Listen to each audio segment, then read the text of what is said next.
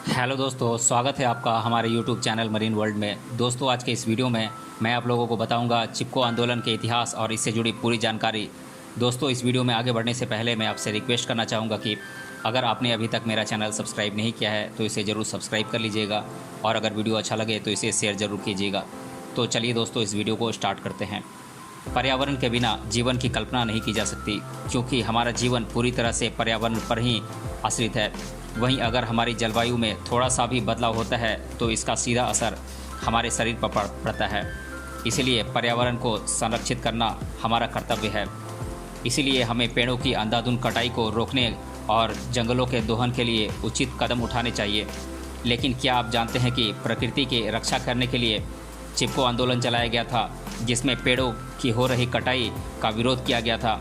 वहीं इस आंदोलन की खास बात यह थी कि महात्मा गांधी जी का अहिंसा का मार्ग अपनाते हुए इस आंदोलन को शांतिपूर्ण तरीके से किया गया था।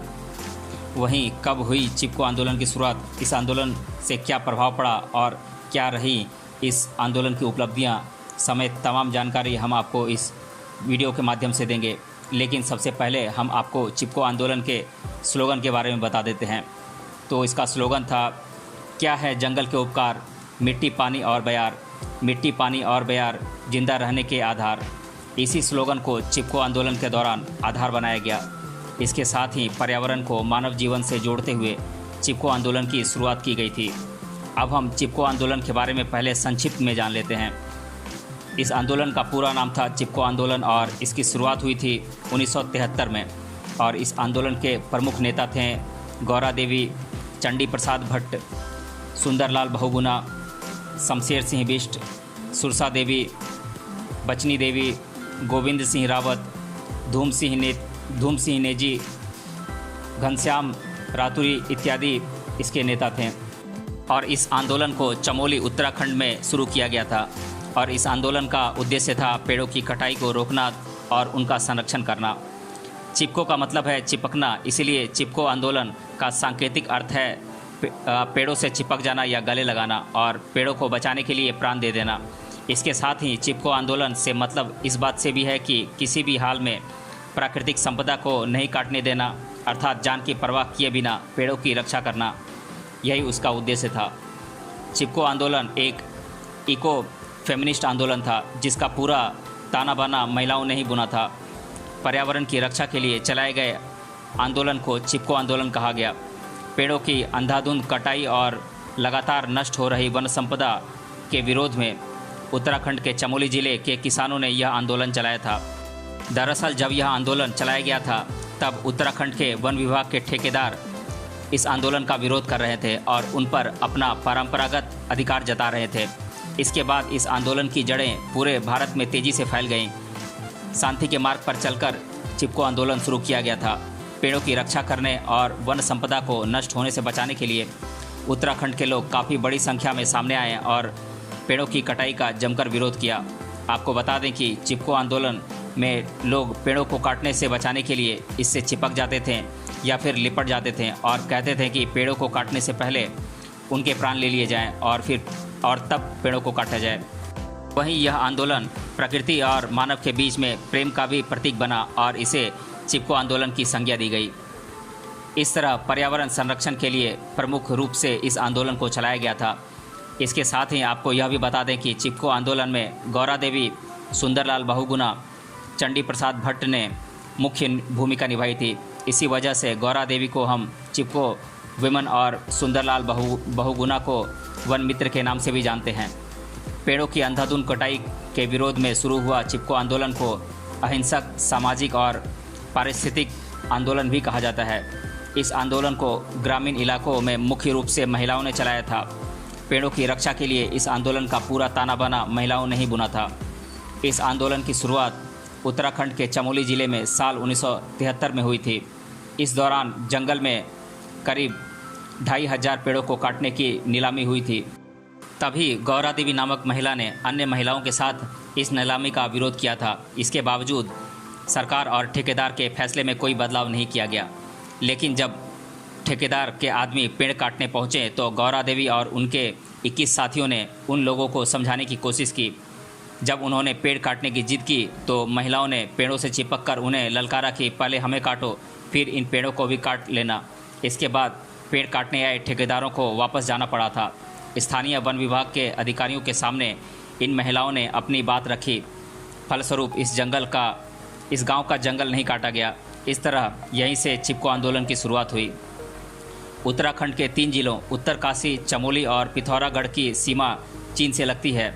वहीं चमोली और उसके आसपास के इलाकों के लोगों की रोजी रोटी का प्रमुख साधन मुख्य रूप से मवेशी पालन और लघु वन उपज जैसे कि जड़ी बूटी, गोंद, शहद, चारे के लिए घास फूस, कृषि संबंधी छोटे मोटे औजार बनाना इत्यादि थे।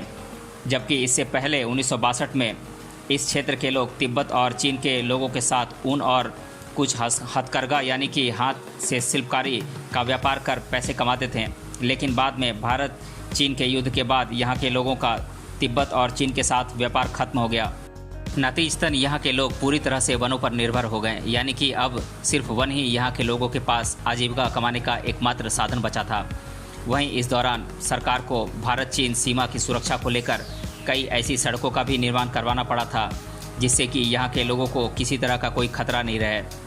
इससे एक तरफ जहाँ सुरक्षा के तो इंतजाम पुख्ता हो गए, लेकिन दूसरी तरफ हिमालय में खड़ी अथाह वन संपदा ठेकेदारों, सरकार और माफियाओं की नज़र में आ गई। जिसके बाद हिमालय में पेड़ों की ठेकेदारी प्रथा से अंधाधुंध कटाई के साथ साथ असुरक्षित खनन, सड़क निर्माण, जल विद्युत परियोजनाएं और पर्यटन समेत अन्य विकास कार्यों में वन का विनाश होना शुरू हो गया, जिसका बुरा प्रभाव उत्तराखंड और हिमाचल के पर्यावरण पर पड़ा और यहाँ के लोगों को जीवन का भी खतरा मंडराने लगा। दरअसल पेड़ों की अंधाधुंध कटाई और जंगलों के दोहन की वजह से साल 1970 में यहाँ विनाशकारी बाढ़ आई, जिससे यहाँ के लोगों के जीवन पर संकट के बादल छा गए। वहीं ये महाविनाश प्राकृतिक नहीं बल्कि मानव निर्मित था, क्योंकि पर्यावरण को नष्ट करने की वजह से भूस्खलन और बाढ़ जैसी आपदा के लिए रास्ता खुल गया था। इस महाप्रलय के बाद यहाँ के लोगों की ज़िंदगी खतरे में आ गई। इन्हीं सबको देखते हुए यहाँ के लोगों ने वन संरक्षण का महत्व समझा और जाना कि पर्यावरण को बचाना उनके लिए कितना ज़रूरी है। इसलिए जब बाद में 1970 के दशक में एक बार फिर से पेड़ों की कटाई हो रही थी तो बड़ी संख्या में लोग वन संपदा को बचाने के लिए आगे आए और पेड़ों को गले लगाकर पेड़ों की कटाई का जमकर विरोध किया, जिसे चिपको आंदोलन के नाम से जाना गया। पर्यावरणविद और गांधीवादी सामाजिक कार्यकर्ता चंडी प्रसाद भट्ट, जिनका चिपको आंदोलन में महत्वपूर्ण योगदान रहा है, उन्होंने साल 1964 में गांव के लोगों के लिए रोजगार उपलब्ध कराने के लिए कुछ स्थानीय संसाधनों का इस्तेमाल कर एक सहकारी संगठन दसाओली ग्राम स्वराज संघ की स्थापना की, जिससे यहाँ के लघु उद्योगों को बढ़ावा भी मिला। वहीं जब सरकार ने सामान बनाने वाली कंपनी के लिए एक बड़ी जगह दे दी, तब गांव वालों ने कृषि उपकरण बनाने के लिए पेड़ों को काटने से मना कर दिया। और जब गांव वालों की इस अपील को स्वीकार नहीं किया गया, तब चंडी प्रसाद भट्ट ग्रामीणों के समर्थन में उतर आए और जंगल में आ गए ताकि वे लोग पेड़ को नहीं काट सकें। बहुत दिनों तक वे लोग इसका विरोध करते रहे, जिसके बाद सरकार ने कंपनी का पेड़ काटने की परमिट को रद्द कर दिया और DGSM द्वारा जारी मूल आवंटन को मंजूरी दी। इस तरह पूरे मंडल में पेड़ों को बचाने में सफल हुए DGSM कर्मचारियों और स्थानीय पर्यावरणवादी सुंदरलाल बहुगुणा ने अन्य गांव के लोगों को भी के साथ भी चिपको की रणनीति को शेयर करना शुरू कर दिया। आपको बता दें कि पेड़ों की रक्षा के लिए एक बड़ा प्रदर्शन साल 1973 में उत्तराखंड के चमोली ज़िले में शुरू किया गया था, जहां 2000 से ज़्यादा पेड़ों की कटाई की जानी थी। लेकिन इस समय वन संपदा नष्ट होने से होने वाली हानि को समझते हुए गौरा देवी सामने आई और गांव की अन्य महिलाओं के साथ मिलकर वन विभाग के ठेकेदारों को पेड़ नहीं काटने दिया और वे पेड़ों से लिपट गईं और पेड़ काटने वाले ठेकेदारों को नसीहत दी कि पहले उन्हें काटें और फिर पेड़ों को बाद में काटें, और ठेकेदारों को बिना पेड़ काटे ही वापस लौटना पड़ा और 2000 से ज़्यादा पेड़ों को संरक्षित कर लिया गया। और यहीं से चिपको आंदोलन की शुरुआत की गई, जो कि वन अधिकारियों के लिए एक किसान और महिला आंदोलन के रूप में उभर कर सामने आया। वहीं इसके बाद सरकार ने अलकनंदा घाटी में वनों की कटाई की जांच के लिए एक कमेटी की स्थापना की और इस तरह 10 साल तक पेड़ काटने पर प्रतिबंध लगा दिया। हालांकि चिपको आंदोलन को महात्मा गांधी के सत्याग्रह आंदोलन की तरह शांतिपूर्ण किया गया था। उदाहरण के तौर पर समझाएं तो बहुगुणा जी ने वन नीति के विरोध में 1974 में 2 हफ्तों के लिए व्रत रखा था, जबकि स्थानीय महिलाएं वृक्ष के आसपास पवित्र धागे की तरह चिपक कर खड़ी हो गईं। आपको बता दें कि साल 1972 से 1979 के बीच 150 से भी ज़्यादा गाँवों को चिपको आंदोलन में एक साथ शामिल किया गया था। इसके परिणाम स्वरूप उत्तराखंड में 12 मुख्य विरोध प्रदर्शन और कई छोटे मोटे टकराव भी हुए थे। साल 1980 में उत्तराखंड में चिपको आंदोलन को बड़ी सफलता मिली।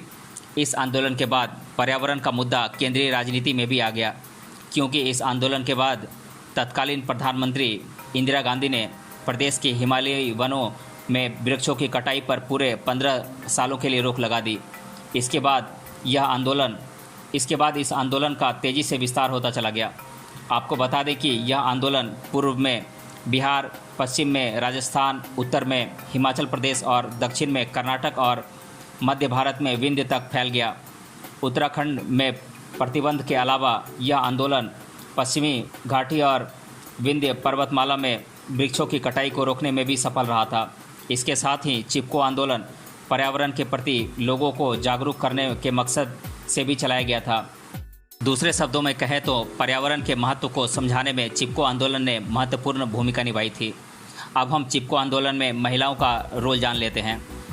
पेड़ों को बचाने के लिए चलाया गया चिपको आंदोलन को महिला आंदोलन भी कहा जाता है, क्योंकि इस आंदोलन में ज़्यादातर महिलाएं शामिल थीं। वहीं गौरा देवी के नेतृत्व में इस आंदोलन को आगे बढ़ाया गया, इसलिए गौरा देवी को चिपको आंदोलन का जनक भी कहा जाता है। वहीं आपको बता दें कि जब उत्तराखंड के चमोली ज़िले में राज्य के वन विभाग के ठेकेदार पेड़ काटने आए थे, उस दौरान घरों में पुरुष मौजूद नहीं थे।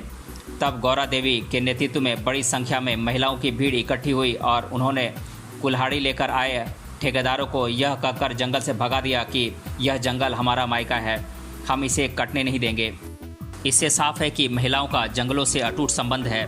पेड़ से ही घर गृहस्थी के लिए जरूरी सभी चीज़ों का निर्माण होता है। रोजगार दिलवाने में पेड़ अहम भूमिका निभाते हैं। इसलिए महिलाओं ने इस बात को समझते हुए बड़ी स्तर पर पेड़ों को बचाने के लिए आगे आईं।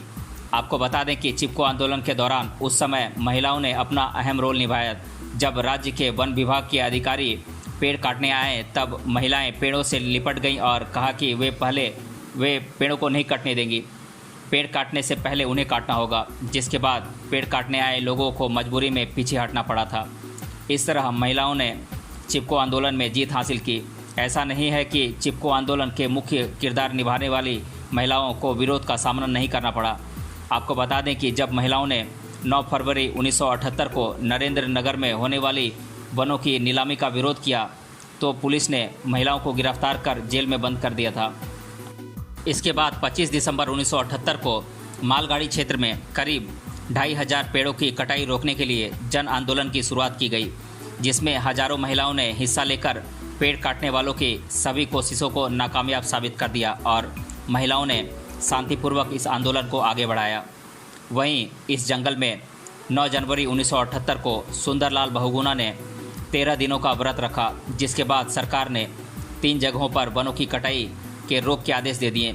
यही नहीं, चिपको आंदोलन के दौरान ज़्यादातर महिलाओं ने पर्यावरण को संरक्षित करने और पेड़ों को बचाने में अपनी हिस्सेदारी की मांग की। इस दौरान महिलाओं ने यह तर्क दिया कि एक महिला ही ईंधन, चारे, पानी आदि को इकट्ठा कर खाने का बंदोबस्त करती है, और महिलाओं का जंगलों से अटूट संबंधों के बारे में भी बताया और यह भी बताया कि किस तरह मानव जीवन जंगलों पर निर्भर है, अर्थात बिना पर्यावरण के मनुष्य की परिकल्पना नहीं की जा सकती। इसीलिए महिलाओं ने कहा कि वनों से संबंधित जो भी फैसले लिए जाएं, उन सभी में महिलाओं की राय जरूर लेनी चाहिए। इस तरह पेड़ों की अंधाधुंध कटाई और लगातार नष्ट हो रही वन संपदा के खिलाफ महिलाओं ने अपनी महत्वपूर्ण भूमिका निभाई। इसके साथ ही उत्तराखंड में महिलाओं को इस आंदोलन के माध्यम से अपनी क्षमता पहचानने का मौका भी मिला और इस आंदोलन में जीत हासिल करने के बाद उनके अंदर आत्मविश्वास की भावना जागृत हुई। इस आंदोलन के बाद महिलाओं का पेड़ पौधे से संबंध उभर कर सामने आया। चिपको आंदोलन के दौरान यह भी देखा गया कि जैसे कि पेड़ों को काटने की बात चल रही थी, वैसे ही महिलाओं की तकलीफ़ें भी लगातार बढ़ रही थी। इसलिए चिपको आंदोलन को पर्यावरणीय आंदोलन नहीं बल्कि महिलाओं के आंदोलन की संज्ञा दी गई थी। अब हम जान लेते हैं कि चिपको आंदोलन की मुख्य मांगें क्या क्या थीं। पेड़ों को बचाने के लिए चलाए गए चिपको आंदोलन के तहत लोगों ने कई तरह की मांगें की थी, जिनमें से शुरुआत में जो मांगें थी वो आर्थिक मांगें थीं।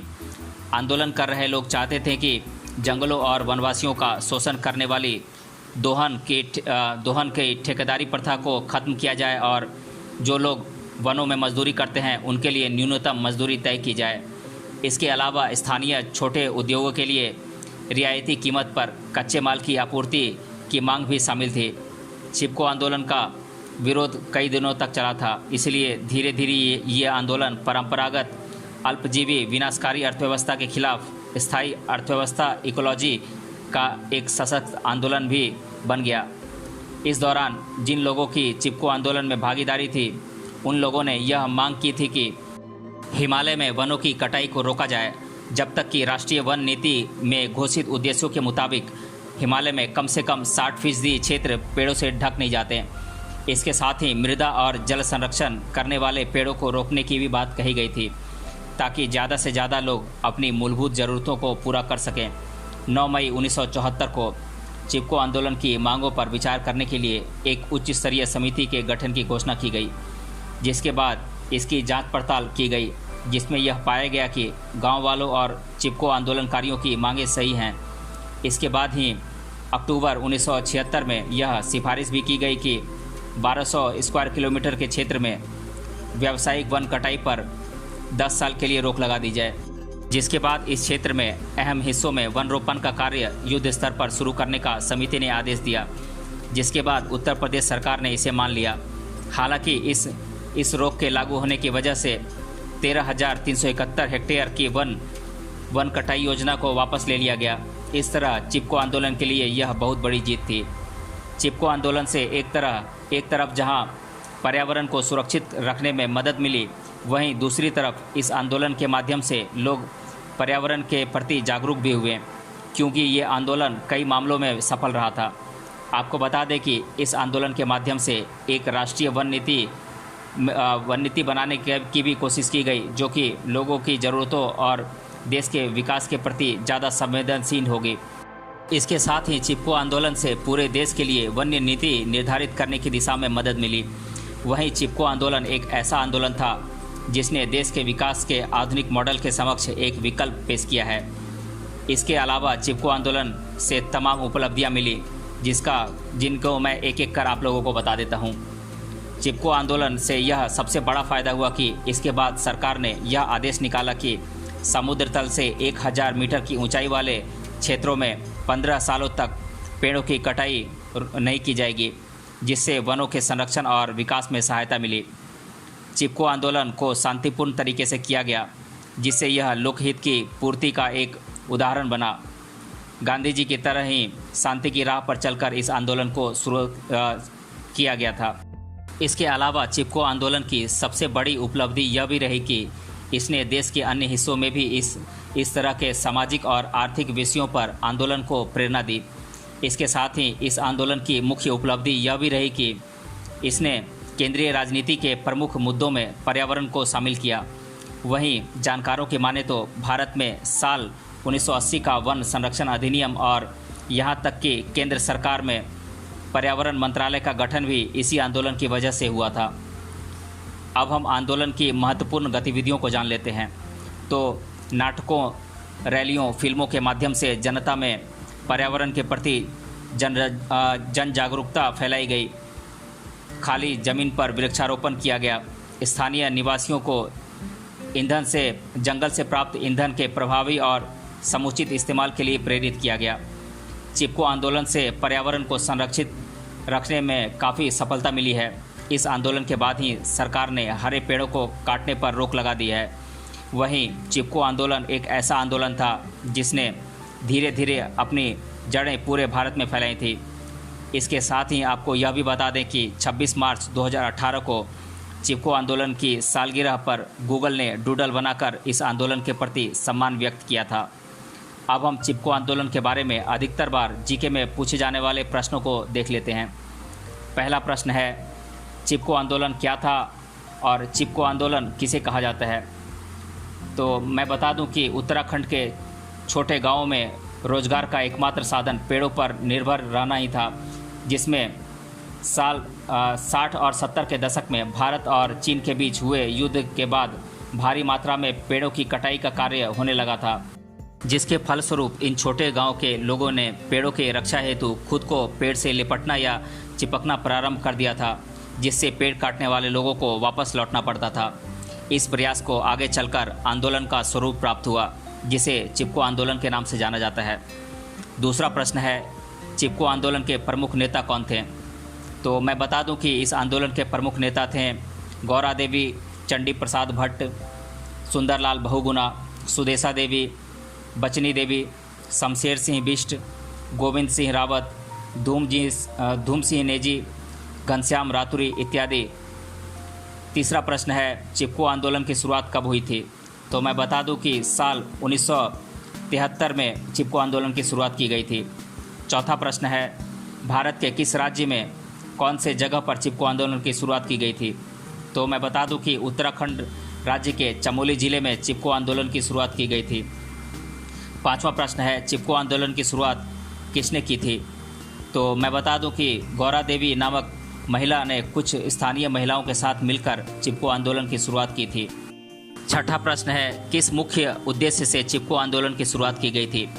तो मैं बता दूं कि उत्तराखंड राज्य में बड़े पैमाने पर अंधाधुंध तरीके से पेड़ों की कटाई हो रही थी, जिसमें लगभग 2000 और पेड़ों को काटने का निर्णय लिया गया था। बढ़ते पेड़ कटाई को रोकने तथा पेड़ों के संरक्षण हेतु पेड़ों से लिपटने का कार्य स्थानीय लोगों ने शुरू किया था, जिसका परिवर्तन आगे चलकर चिपको आंदोलन के रूप में हुआ। सातवां प्रश्न है, चिपको आंदोलन की प्रमुख वजह क्या थी? तो मैं बता दूं कि उत्तराखंड के छोटे गांव के लोगों का जीवन पूरी तरह से पेड़ पौधों पर निर्भर था, जिसमें सरकार द्वारा इन पेड़ों को काटने का कार्य होने लगा था। नतीजा ये हुआ कि इन छोटे गांवों में बाढ़ जैसे हालात के निर्माण हुए तथा इन गांवों में जीवन यापन संबंधी समस्याएं निर्मित हुई। इसीलिए पेड़ों को बचाने के कार्यक्रम के अंतर्गत चिपको आंदोलन की शुरुआत की गई, जिसमें पेड़ों से लिपटकर पेड़ कटाई के खिलाफ विरोध किया गया। इसके अलावा स्थानीय आदिवासी मजदूर तथा जंगलों में हो रहे शोषण की वजह से भी चिपको आंदोलन की शुरुआत की गई थी। आठवां प्रश्न है, भारत में वन संरक्षण अधिनियम कब लागू किया गया था और कानून बनने के पीछे वजह क्या थी? तो मैं बता दूं कि साल 1980 में भारत में वन संरक्षण अधिनियम कानून बना था, जिसे बनाने के पीछे चिपको आंदोलन ने महत्वपूर्ण भूमिका निभाई थी। तो दोस्तों, आज की इस वीडियो में हमने जाना चिपको आंदोलन के बारे में संपूर्ण विवरण, इसके बारे में महत्वपूर्ण घटनाएं और इसके आंदोलनकारियों के बारे में हमने जाना। अगर आपने इस वीडियो को अभी तक पूरा देखा है तो हमें कमेंट बॉक्स में कमेंट करके बताइए कि इस आंदोलन की शुरुआत कब हुई थी और इस आंदोलन के प्रमुख नेता कौन कौन थे। मिलते हैं अगले वीडियो में किसी अन्य टॉपिक के साथ, तब तक के लिए धन्यवाद।